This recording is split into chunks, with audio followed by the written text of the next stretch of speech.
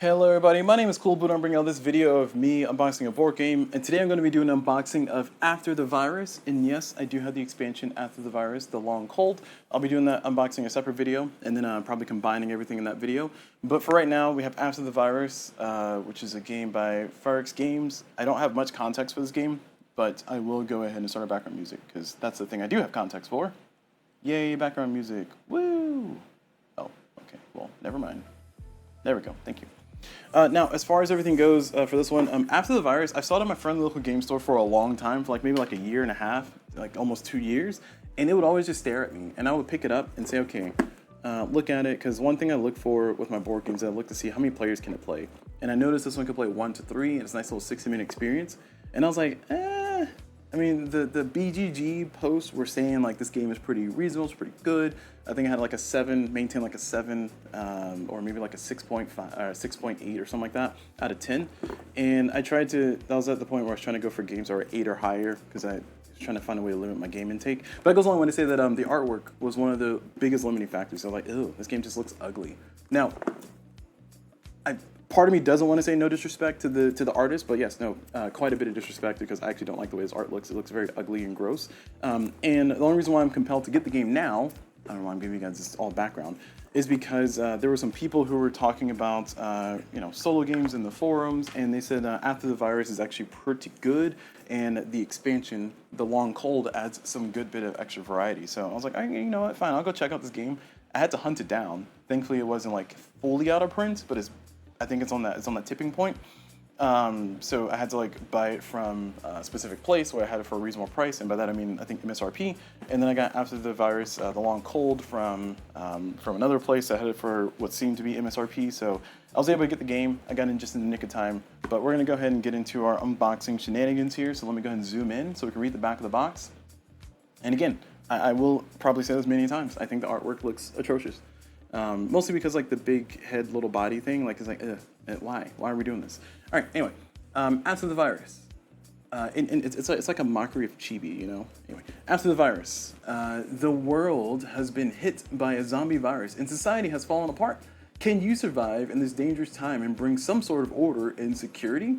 After the Virus is a cooperative deck building game where ever increasing numbers of zombies are added to your deck while you work to complete mission goals. Gear up, save survivors, mow down hordes of zombies. And this one has revised missions. And this is some examples of some of the cards here. You got a dog, chainsaw, sure aim, VIP, safe house. Cool. And this is not a children's toy. All right, cool. Glad I read that. Now we're gonna go ahead and open the box here. So let's get our camera zoomed down a little bit more, and we'll see if I can get my fingernail on there. Almost. It's like my fingernails are almost just barely clipped enough to not be able to do it. It's sad. Tiny scissors will save the day. These are the scissors responsible for cutting my fingernails as well, by the way, because I want to make sure my fingernails look nice and pristine here. My partner is trying to convince me to get a manicure, and I was like, nope, I am fine. Maybe one day, but just not right now. Okay, so let's go ahead and open up this shrink wrap. And there we go, shrink wrap has been removed. Woo! Now, one of the cool things about doing unboxings here on my YouTube channel, because I try to do a little flow. Oh, also, speaking of which, I do live stream on Twitch. That's twitch.tv/CulBlu. That's CulBlu. Feel free to check me out there. I do live stream a lot of my stuff, mostly because it makes it easier to get it on YouTube, because I can live stream and then send it straight to YouTube. But you can hang out in the chat and chat along. But I was gonna say one of the what was I gonna say? Shoot. Well, I forgot my train of thought from before. So rudely interrupted by me. Oh, unboxings. One of the things is with my YouTube workflow is that I try to do unboxings. I want to get a recording of it, the unboxing, and then maybe do a little bit of storage solution in the middle of the video, and then afterwards I can finally learn the game. So what that means is that for some of the games I've had on my shelf for a while, like Mineffer, for instance, which is not this game, but it's another game. I wanted to do an unboxing a certain way with that one, but I can't learn how to play the game. I guess I can go play in a board game arena or something until I actually do the unboxing. So that goes a long way to say that now that I've unboxed the game, I can now get ready to learn how to play this one too. All right, so this is what's in the box. We got these bits and pieces. We got a stack of cards. Again, these are very not great looking art, but I will complain about it more later. Put that back in the box. Hide it away for now. We got some wooden bits here. Let's go ahead and take a look at the wooden bits. It's just like wooden discs. We got green here. We got red and white. I'm assuming green and white are for the players, and then the red ones are maybe for the zombies or damage or something. Because this is a 1 to 3 player game, so that's why that seems like it makes sense.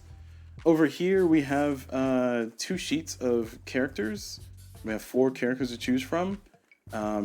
We'll zoom in a little bit closer so we can appreciate the art. I know Estelle's gonna rag on the art, and just because it's not my cup of tea doesn't mean we can't appreciate the artist for doing the art. I will say that art like this, art that I may not agree with or might not want to look at, is still better than AI art. So shout out to the artist for doing the art you did here. It may not be my style of art or my preferred style of art, but it is still better than AI art, which is not a knock. I just want to clarify. Everything's better than AI art, but this art is acceptable because it's not AI art. All right, so here we have characters. We have the cardboard is kind of falling apart here. So die cut seems pretty legendary. So I'll give them that credit.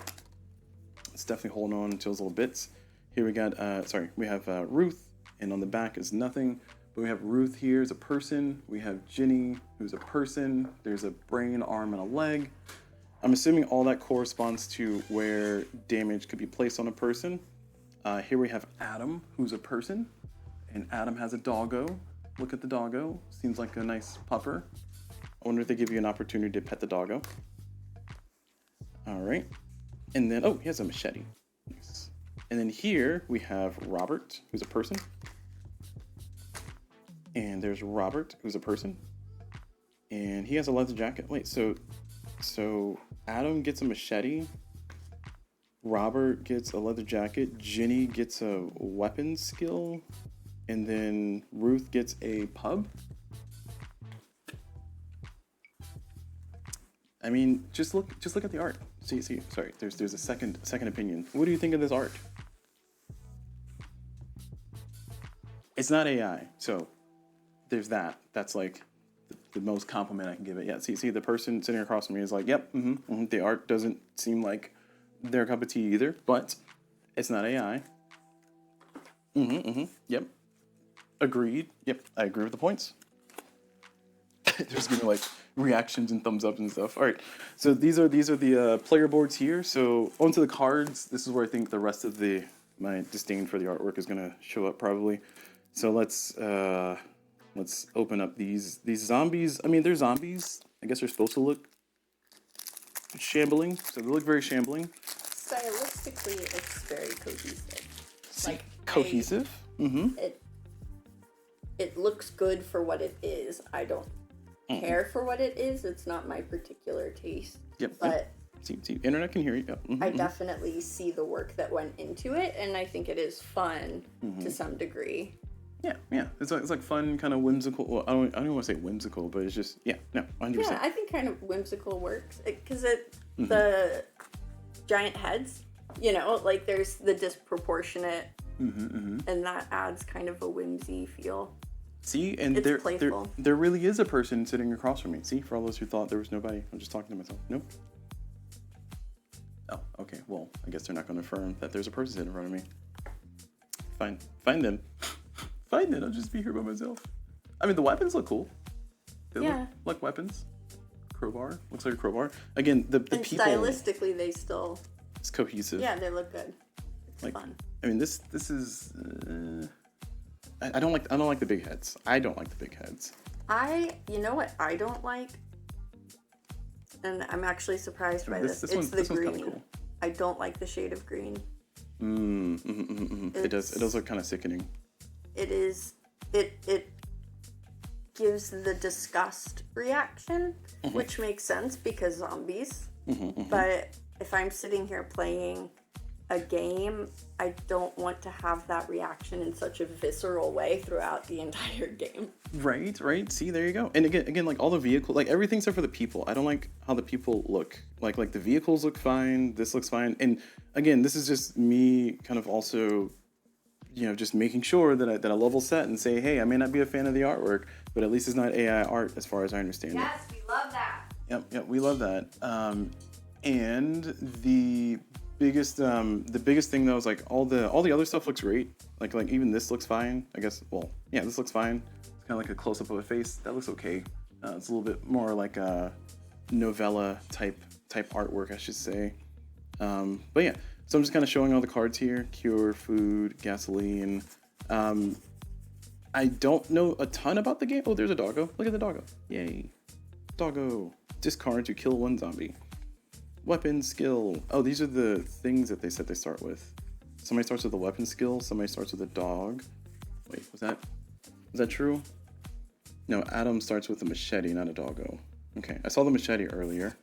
And Ginny starts with a weapon skill, which is this. All right. And then Ruth starts with a pub. Or starts with pub in play, whatever that means. So yeah, so cool. All right. Okay, cool. That's enough of me staring at the artwork. Yeah, so I don't have a ton of context for the game. I will say that from what people are saying, they're saying it's a pretty good deck building type experience. And I'm looking forward to sleeving these cards because I don't like, again, black borders. I will always complain about this. These cards have black borders. You can already see it here. This is kind of fresh out of the shrink wrap. I haven't been too rough with the cards here already. And you can see some of the white on the sides. Yeah, so anytime you have black border cards, you have to be very careful with those. And I'm gonna sleeve my cards anyway. Speaking of which, let me see what size these sleeves are. Let me zoom out a little bit. And let's see. I think these might be standards. These are probably standard size. I don't see why they wouldn't do standard size cards. We can test it. I have standards in here somewhere. I promise. Do I have standards in here somewhere? These aren't standards. Oh no, maybe these are. Okay, I think these are probably sleeve kings.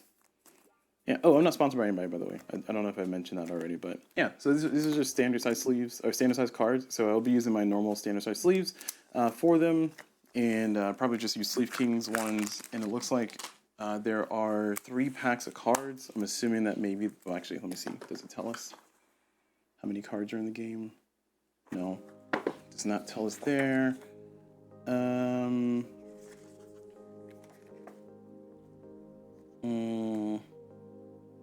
I don't get a card count in here either.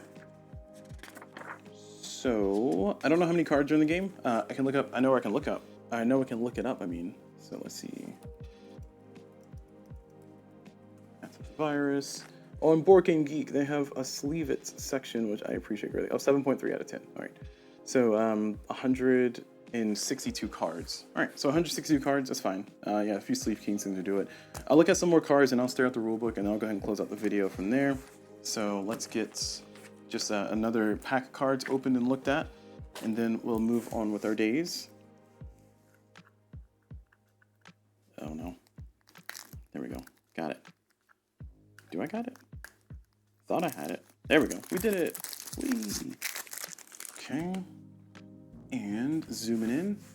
Oh, I thought I zoomed in closer. Wait, can I? No, that button's not gonna do what I want to do. There we go. Better. And so more zombies. I'm assuming this is gonna just be more the same. Maybe it. Are these the same? I think all these are the same. So it's 3 different decks. Or is, oh, there's a pub I was looking for. So it looks like I'm seeing a lot of the same cards though. Like, let me see if I can see the, there's Run, Safe House, there's the Raid. I remember seeing that. There's the Vehicle, Survivor. Okay, so it looks like there's a lot of the same cards. I don't know if that's, like every player gets their own deck, but I'm not going to open up the last one. I'm just going to assume it's the same because I can see the zombie here at the bottom. Okay, all right, well, that was anticlimactic. All right, let's go ahead and put everything back in the box though. So let's zoom right there. And, oh, nope, I lied. Rulebook. Sorry, y'all. Rulebook. Let's look at the rulebook. All right, so as far as the rulebook is concerned, we have ourselves a, I don't even want to say bog standard rulebook. I don't think it's anything to write home about. They have diagrams or images, and they have like this nice little diagram over here, so that's pretty good. And I do appreciate the use of bold and kind of the numbers to kind of show that. Like indentations, they're not necessary all the time when you're doing a rule book, but it can help with the visual space and kind of give you a little bit more relief. Again, I'm not like a designer or anything. I am a hobbyist at best, if you can even call me that, when it comes to these kind of things. But having read my share of rule books to try to learn a board game from rule books, knowing my own struggles with trying to read through things sometimes and trying to focus long enough to read through, I can definitely say for sure that a rule book can be judged by a layperson, whether it's good or bad. And as a layperson, speaking as a layperson, this rule book seems passable. I don't know how dense the text is, as in as far as what it's talking about or how it's explaining things, but I do see the hallmarks of things like bold text, which is good. It helps draw your eye to the section. I see italices here for examples. I see diagrams here with A, then B, then C, D, E, F, G. I mean, I'm a little bit annoyed at how chaotic this little diagram is, but there's a diagram, darn it, and that is a lot. Diagrams always help. And oh, they also have letters here. So I see it's explain A, then B, then C. Okay, even better, even better, even better. All right, so we'll see how fun of a learning experience this will be, but that's going to be it for this one. So let's go ahead and put everything back in the box.